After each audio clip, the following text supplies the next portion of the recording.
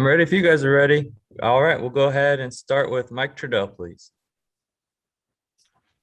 Hey, DeAndre, I'm Mike Trudell with the Lakers Inspector Sportsnet. Welcome back to LA. Yes, I know you spent 9 years here with the Clippers, but just wondering, DeAndre, if you had any initial inclinations about like how you fit into this team, if you've talked about anything with Coach Vogel and just some of the teammates that you now have, guys that you've gone against for so many years, how you think you fit into that mix.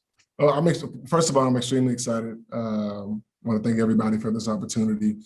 I think that my role for any team that I'm on pretty much stays the same. I'm coming in to defend the basketball, try to, change shots and alter shots at the rim, rebound the basketball, get my teammates open as best as possible, and keep possessions alive for us and be a great force on both ends of the basketball floor and be a great locker room guy. And that's pretty much been my niche and my my thing that I bring to every team that I'm on. And I'm excited to get here and get to work with these guys and being able to have multiple lob threats now, again, with this team is going to be great, especially with the playmakers that we have and the unselfish guys that we have on this team is going to be great. And, it gets to be able to space the floor a little bit with guys playing in the dunker and having, like I said, multiple playmakers and shooters spaced.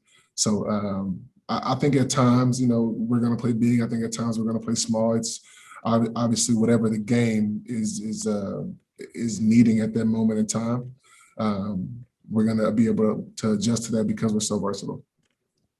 And DeAndre, just to follow up on that, about Russ and LeBron specifically, all of the momentum that they create towards the rim, how does playing like that appeal to somebody like you?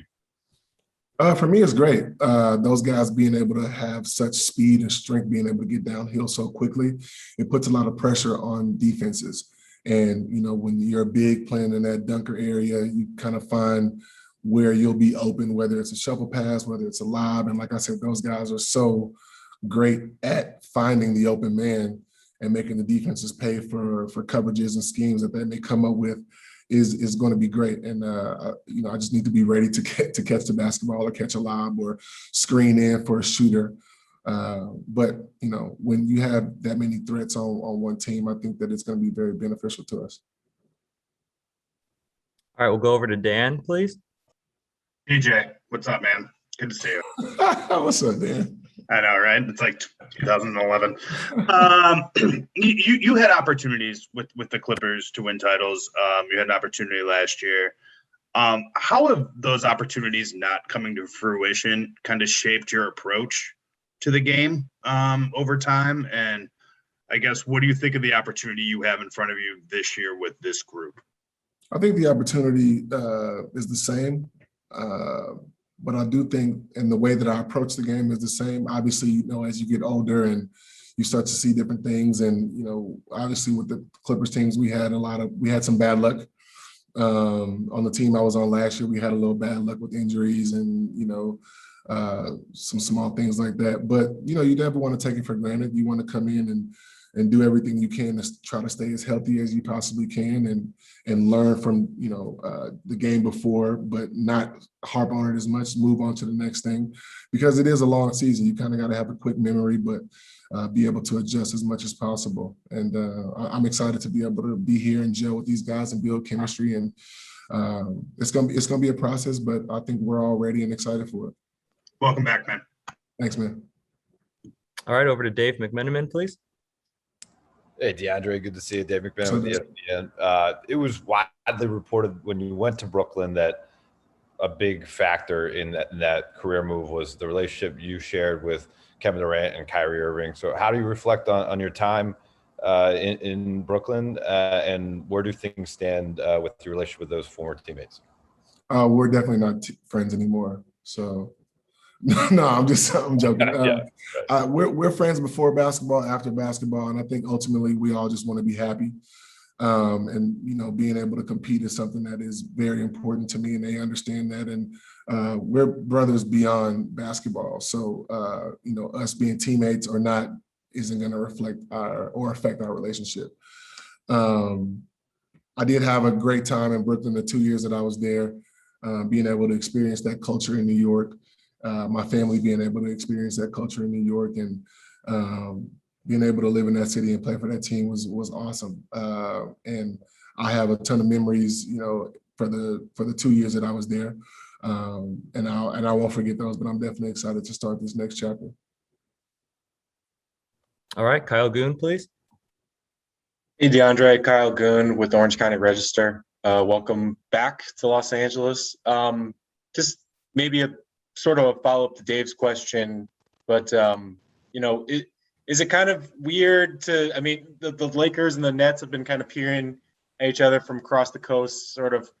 A lot of people are talking about them as, a lot of people describe them as the favorites for the finals last year. I think they're still favorites for the finals this year. What's it like switching sides in that sort of Cold War between those two teams? I think it's just basketball, man. Like I said, you have a lot of friends in this league. You have a lot of guys that you compete against. And when you're on the floor, this is somebody who you want to beat, regardless of if they're your friend or not. But off the floor, those relationships and those bonds will stay strong. But I think that I'm just excited to be a part of a team that's chasing the championship. Just like I'm sure there are another handful of teams that are doing the same thing. But just to be able to be with a team like this, with guys that you respect and guys that you've competed against for the past, going into my 14th season, has been great. And seeing, I wonder what it would be like to play with this guy. And you always think about that, whether you tell people or not. And now being able to have the opportunity, I think is going to be great. All right, Bill Oram, please. Hey, DeAndre, Bill Orm with The Athletic. I guess I just have to ask, so what guy? Is it obvious? I mean, you said you're thinking maybe you've always wanted to play with this guy or that guy. Who are the guys on this team maybe that you've been thinking about that with throughout your career? Obviously, as a big, when I was in high school, like a guy that I watched all the time was Dwight Howard. And obviously we never had a chance to be teammates before, but competed against him a ton when he was in Orlando and, a couple other teams. And it's been great. So being able to see him and now we're teammates is awesome. Obviously, guys like LeBron and Russ and AD being able to be opponents of these guys for so long. And especially, Russ and AD in the Western Conference when we were there for so long, seeing those guys 3-4 times a year, Russ coming downhill, angrily aggressive every time was very tough. And now being able to be like, okay, well, now I can see what this would be like to be a teammate with this guy and knowing I don't have to contest him at the rim, every night because he's just that fierce of a competitor. He keeps going. And AD the same way, his skill set is so very high and he can score on the 3 different planes of the basketball floor. And with that, being able to be a great defender is great. So being able to have that next to you is awesome. And, LeBron has been, a winner in this league for a long time, and being able to orchestrate offenses and defenses, being a team leader out there, somebody who has, been a leader and a winner throughout his career is great. And now being able to be a teammate and of somebody with that high basketball IQ and an unselfish player like that, I'm really excited to finally be teammates with these guys.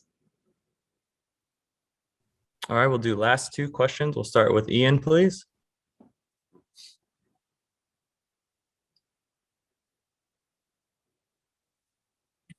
Hey, DeAndre. Sorry, can you hear me? Yeah. Hey, just with the Nets at the end, did you guys just basically say, hey, let's figure something out or I can get somewhere else? Like, how does that work out when you leave in the middle of the contract? I think it was just, both parties wanting to figure out something that was best for both of us. And I feel like, they gave me that respect as a veteran player to, be able to understand that I wanted to be able to compete. And, I'm a competitor, man, and we all are in this league, and we want to be able to be out there and competing, but also, it just worked better for both of us. And I think that, I'm excited to be a part of this Laker franchise and this organization with these group of guys. And And I'm focused on here. So. All right, and we'll end with a follow-up from Dan, please. DJ, you experienced life in this city as a Clipper for a decade, I think. What do you think life will be like in Los Angeles as a Laker? Do you think it'll be different in the way that you're kind of treated around town? Do you think? I think I was treated pretty fairly and pretty good when I was a Clipper for 10 years. But obviously, this is a big sports town, and a lot of the fans are Laker fans. And even when I was a Clipper, we understood that. I had great years when I was with the Clippers, and that franchise was amazing to me, and I appreciate the time that I was there for sure. But like I said, I'm focused on now and this team and what our goals are ultimately and what we want to do. And I'm just really excited to be here. This is a great opportunity for me, and I just want to take full advantage of it. All right. Thank you, DeAndre. Thank you, everybody, for your time. All right, y'all. Thanks. Later. Ugh.